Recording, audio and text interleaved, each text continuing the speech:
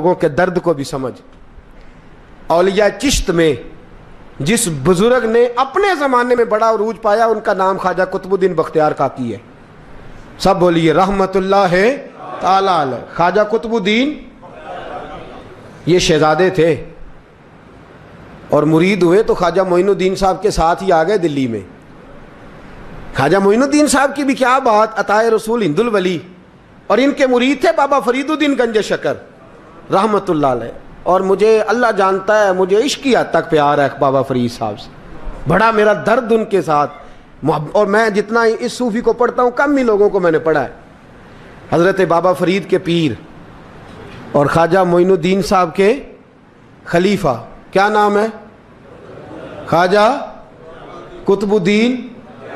مکتب میں پڑھنے گئے نا پہلے دن، 4 سال کی عمر تھی تو قاری صاحب نے الف با تا سا پڑھایا تو انہوں نے 15 سپارے قرآن پاک کے سنا دیے. تو کہنے لگے بیٹا تجھے کیسے آئے؟ کہنے لگے میری اماں 15 سپاروں کی حافظ ہے، وہ سارا دن قرآن پڑھتی رہتی تھی، مجھے سن سن کے یاد ہو گیا ہے. جے بالا نو گالاں یاد ہو سکدیاں نے تے قرآن پاک بھی یاد.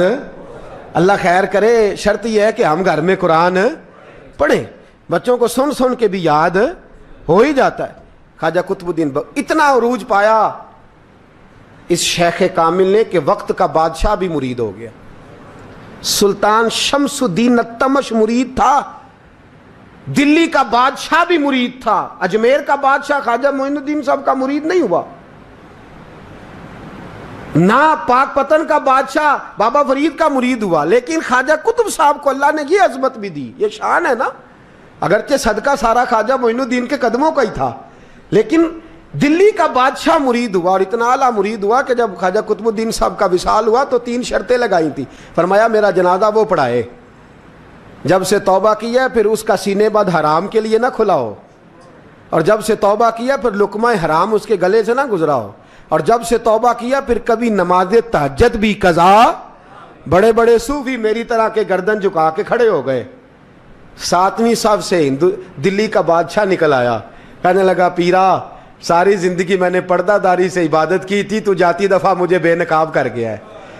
اتنا بڑا انہوں نے شخص تیار. اور حال یہ تھا، لوگ کہتے ہیں کہ فلانا آدمی امیر آدمی ہے تو حضرت صاحب کا تعلق پیر صاحب کا تعلق زیادہ ہے، تو اس کی عمارت نہ دیکھ، کبھی کبھی اس کی پرہیزگاری بھی دیکھ، اس کی خدمت گزاری بھی دیکھ. خواجہ قطب الدین صاحب پہ بھی الزام لگتے رہے. ایک الزام یہ بھی لگا کہ قریب چلے گئے.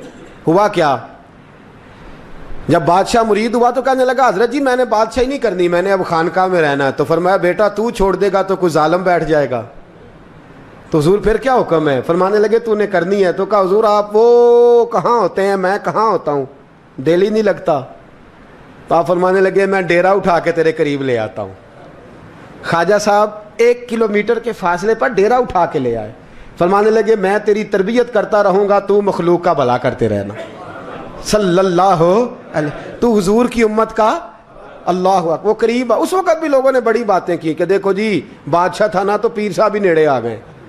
لوگ دیکھتے نہیں کہ اصل بات کیا ہے. خیر وقت گزر گیا، بادشاہی مرید ہو گیا تو پھر دلی سارے میں اسلام، اتنا عدل انصاف. ہندوؤں کو بات پسند نہ آئی، انہوں نے کچھ مسلمان خرید لیے. سلطان شمس الدین التمش بیٹھا ہے دربار میں. جاگ رہے ہیں نا آپ لوگ؟ سب کہیے صلی اللہ علیہ. بڑی غور سے سننے والی بات. ایک دن سلطان شمس الدین تمش دربار میں بیٹھا ہے، قاضی عدالت بھی بیٹھے ہیں، مقدمات سنے جا رہے ہیں.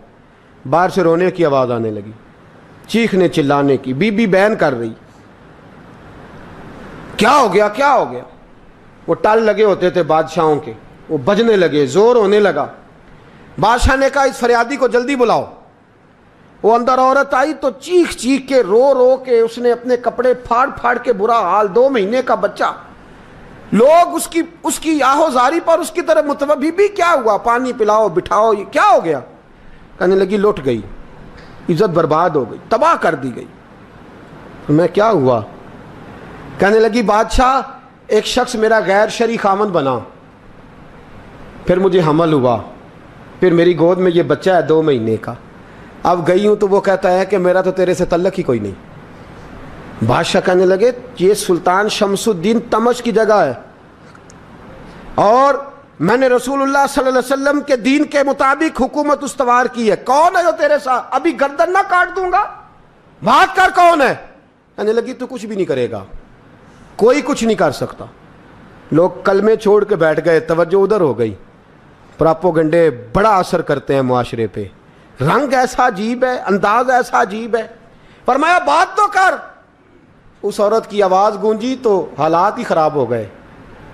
کہنے لگی بادشاہ حوصلہ پیدا کر سننے کا۔ کہا تو بات کر۔ کہنے لگی میرے گود میں جو بچہ ہے یہ قطب الدین بختیار کاکی کا ہے، یہ تیرے پیر کی ناجائز اولاد ہے۔ اٹھاؤ، پروفیسر سلیم چشتی نے پی ایچ ڈی کی ہے، وہ لکھ رہے ہیں اس واقعے کو، تیرے پیر کا ناجائز بچہ ہے۔ ہاتھ کانپنے لگے بادشاہ کے، کہنے لگے یا اللہ کبھی تو قیامت برپا کر دے تو معاملہ ٹھیک ہو جائے، میں تیری زبان کھینچ دوں گا تیری گر۔ تو نے بات کیسے کی؟ کہنے لگی میں نے کہا تھا نا تیرے اندر حوصلہ نہیں، میری عزت تار تار ہو گئی اور تو پیر بچا رہا ہے۔ اللہ اکبر۔ سلطان شمس الدین تمش آسمان کی طرف دیکھ کے کہنے لگے مولا مجھ مجرم کو جس کی برکت سے اٹھا کے تو نے مسجد میں پہنچایا، آج مجھے تو نے کس امتحان میں ڈال دیا؟ یہ کیا رنگ تو نے زندگی کا بنایا ہے؟ کہنے لگی بلا اسے، اڑا اب گردن۔ اللہ اکبر۔ خواجہ قطب الدین بختیار کاکی، ذرا اس جگہ پہ اپنے آپ کو کھڑا کر کے دیکھ میرے دوست۔ جو شخص دلی کے بازار میں نکلے تو دکانیں بند ہو جائیں، عورتیں گھروں میں گھس جائیں، جس کے نام پر چرچے ہوں دین کے، وہ شخص لاٹھی ٹکاتا ٹکاتا۔ عرس منانے آسان ہے، ڈھول ڈمکے کر کے گھروں کو جانا آسان ہے، پر ذرا ان کی راہوں کا مسافر تو بن انہوں نے انداز کیا اختیار کیا۔ حضرت خواجہ قطب الدین بختیار کاکی، خبر پھیل گئی۔ اتنی شہرت پاکیزگی کی نہیں ہوئی تھی جتنی اس جرم کی ہوئی۔ لاٹھی ٹکاتے ٹکاتے جب پہنچے نا بادشاہ کے دربار میں، بادشاہ اٹھنے لگا، قاضی اٹھنے لگا، لوگ اٹھنے لگے، تو قطب الدین بختیار کاکی کی آنکھوں میں آنسو آئے۔ مانے لگے بیٹو بیٹھ جاؤ، آج میں پیر بن کے نہیں آیا، میں مجرم بن کے آیا۔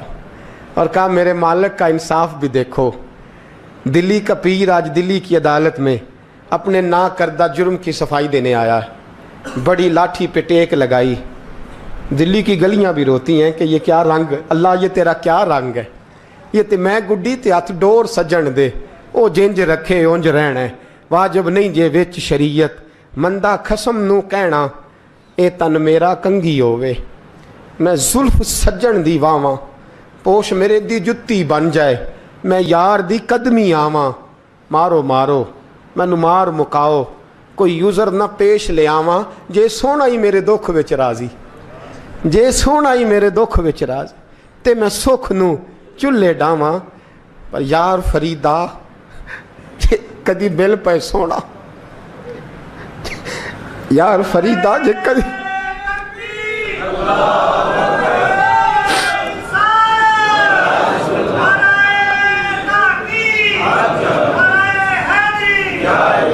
یہ کدی مل پہ سونا، بس انہوں رو رو حال سناواں۔ ٹیک لگائی ہے، کہنے لگی بی بی بول دے گواہی، کہنے لگی بی بی رب جانتا ہے، رب کا رسول جانتا ہے، پر میں تجھے نہیں جانتا، تو کون ہے؟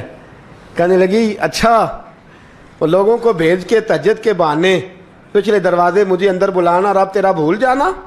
پھر رونے لگی، پھر مکر کرنے لگی۔ مجھے بتائیے ایسا کوئی مقدمہ ہو تو لوگ کیا کہتے ہیں؟ یکدم حالات بدلتے ہیں کہ نہیں بدلتے؟ دلی کا ماحول ہی بدل گیا، سارا رنگ ہی بدل گیا۔ وہ عورت تو ہندو تھی، اس نے تو جھوٹ موٹ کے کلمے بھی پڑھ رکھے ہیں۔ اللہ اکبر۔ خواجہ صاحب پوچھتے ہیں گواہ ہے کوئی تیرے پاس؟ تو 4 کلمہ پڑھنے والے کھڑے ہو گئے۔ اللہ کرے کلمہ پڑھنے والے بکا نہ کریں، آمین تو کہیں۔ وہ کھڑے ہو کے کہنے لگے ہاں ہم نے آتے بھی دیکھا ہے، جاتے بھی دیکھا ہے۔ خواجہ قطب الدین صاحب نے نظر عثمان کی طرف اٹھائی، کہنے لگے اچھا جو تیری مرضی، میں گڈی تے ہاتھ ڈور سجن دے، وہ جنج رکھے اونج رہنا ہے، واجب نہیں وچ شریعت، مندہ خسم نو کہنا۔ کہنے لگے سلطان یار ایک رات کی مہلت نہیں دے دیتا؟ میں سویرے سلطان بھی رو پڑا کہ پیر صاحب میں میں نوکر اور میں بولتے ہیں اچھا حضور جیسے مرضی.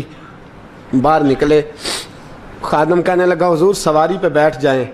وہ ماننے لگے نہیں یار آج پیدل جانا ہے.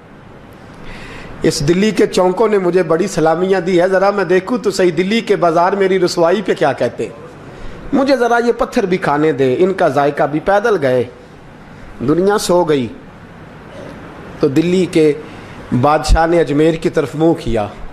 خواجہ معین الدین حیات تھے.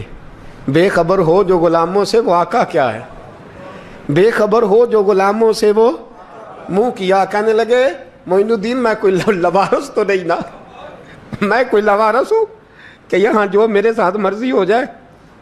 تیری مجبوریاں درست مگر تیرا وعدہ تھا ساتھ دینے کا وقت آیا ہے. میں کوئی لوارث نہیں کہ اب تو اجمیر میں بیٹھا رہے اور میں دکھ سارا اکیلے برداشت کروں.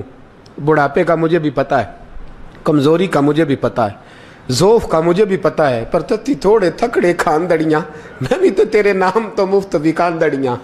مجھے بھی تو پتہ ہے نا منم غلام علی حیدریم قادریم تمز احمد رضا خامی زنم. میں نے بھی تو اپنا نام نہیں نا جپا, تیرا ہی جپا ہے ساری زندگی. یہ لفظ کہے, کہتے میں رویا. آنکھ لگی تو حضرت خواجہ معین الدین صاحب خواب میں ملے. کہنے لگے قطب الدین میرا انتظار کرنا, میں پہنچ رہا ہوں. میرا انتظار کرنا, میرا انتظار. کیا کہا میاں صاحب نے؟ کہتے ہیں مالی دا کم پانی دینا, پھل کچے ہون یا پکے, اے پیر مرید دے سر تے ہی رہندا ہے, جھوٹے ہون یا سچے. میں آیا, فکر نہ کرنا.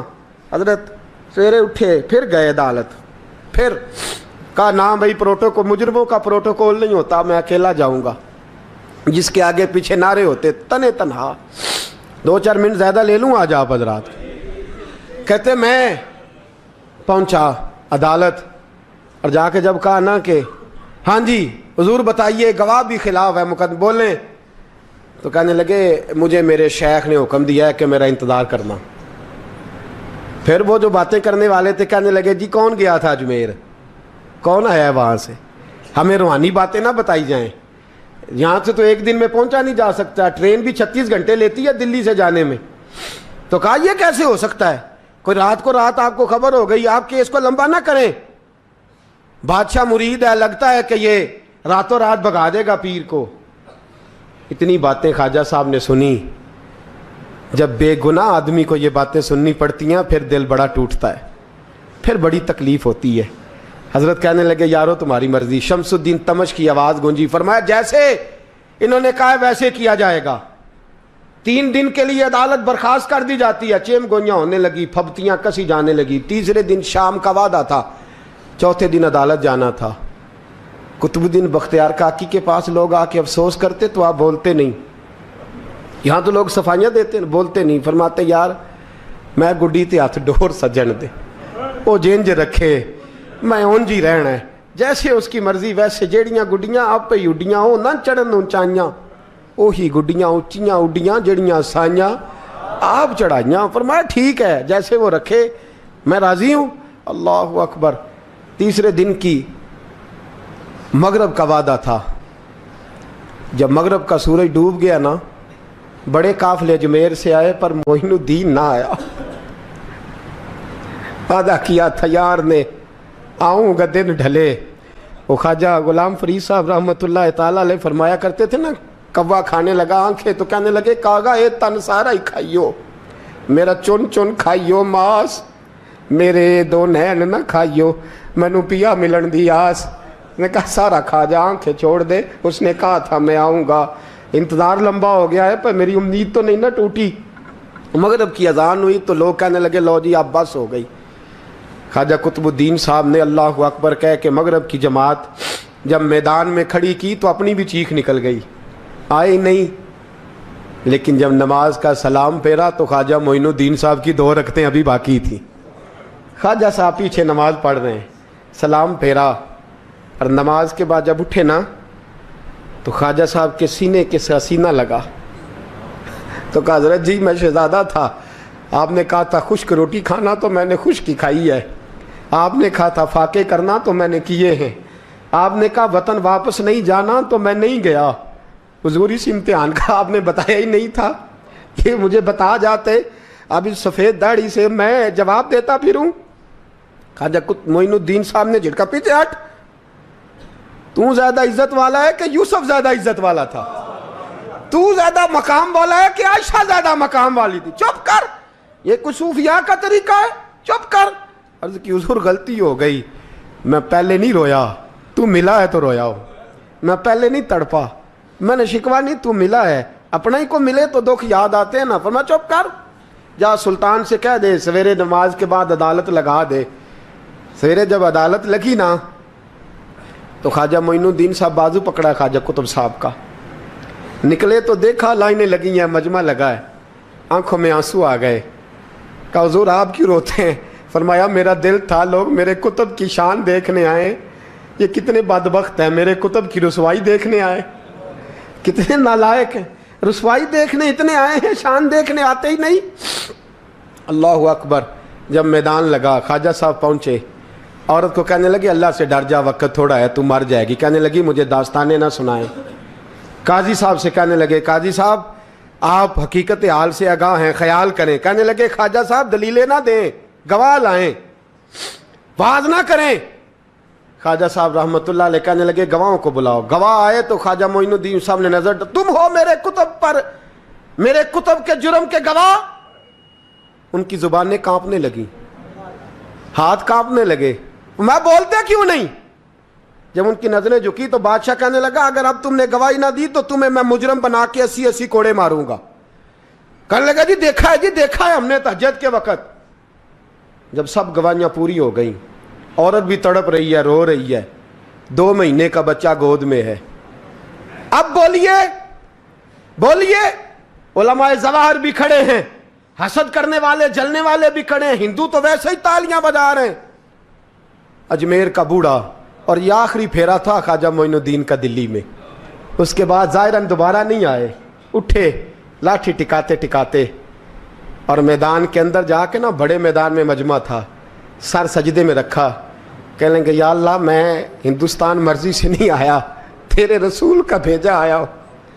پھر اٹھے اور کہنے لگے مولا تیرے نبی کا فرمان ہے کہ میری امت کے علماء بنی اسرائیل کے نبیوں کی طرح ہوں گے. اگر یوسف کے لیے بچہ بول سکتا ہے تو میرے کتب کے لیے بھی بولنا چاہیے. اگر یوسف علیہ السلام کے لیے بول سکتا ہے تو میرا قطب الدین بھی سچا ہے. اس کے لیے پھر اٹھے, اس بی بی کی طرف بڑھے. لوگ کہنے لگے نہ جانے اب کیا ہوگا.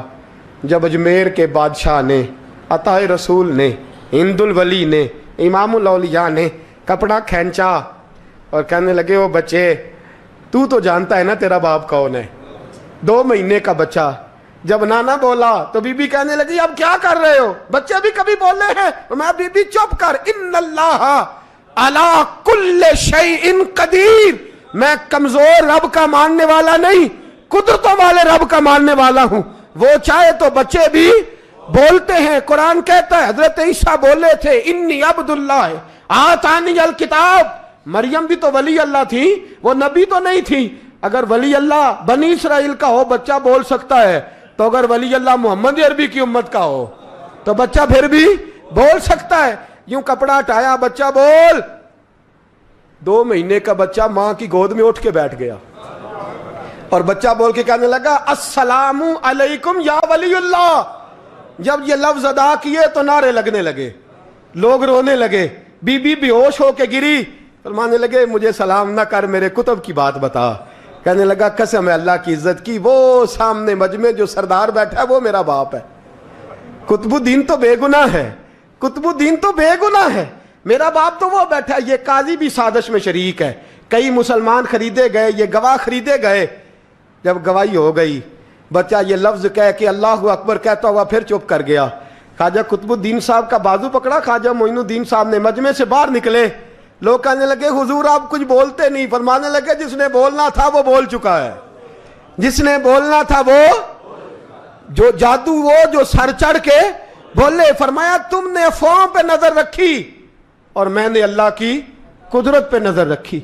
تم نے اس کے کردار کو جھنجھوڑا اور میں نے اس کے کردار کو تعمیر کیا. حضرت سلطان شمس الدین تمش بھی پیچھے دوڑے, کہا حضور کہاں لے جا رہے ہو؟ فرمایا کتب میرا آیا, میں جمائر ساتھ لے کے جا رہا ہوں. اب میں نے اپنا بچہ تمہارے سپرد, اب میرے پاس رہے گا. تم نے ستایا میری اولاد کو, اب یہ میرے پاس رہے گا, میں نے نہیں تمہیں دینا. ستا اٹھ کے کوئی نہیں خوش ہوندا,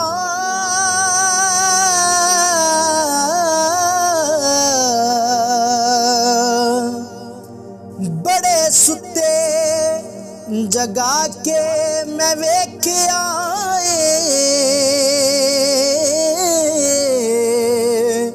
اوے کتے جیا نہیں کوئی وفادار ڈٹھا, تے ٹکر سکا بھی پا کے ویکھ آئے.